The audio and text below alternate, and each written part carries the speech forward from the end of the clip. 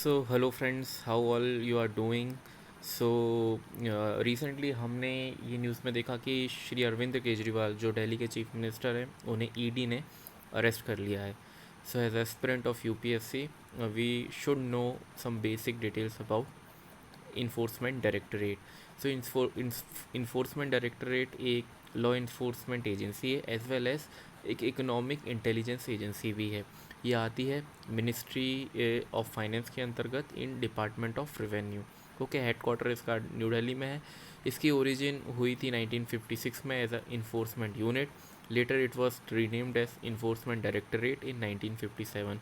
इसका prime objective है दो इम्पॉर्टेंट लॉ, पीएमएलए यानी prevention of money laundering act, जिसमें अरविंद केजरीवाल को भी चार्ज किया गया है अभी, और enforcement of foreign exchange management act 1999, FEMA जिसको बोलते हैं।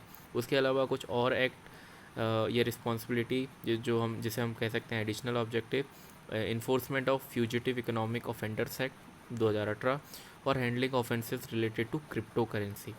ओके, देन इसका जो डायरेक्टर है ईडी का वो अपॉइंट करती है centre on the recommendation of a committee consist of CVC, secretary of department of revenue, secretary of ministry of personnel and secretary of home affairs.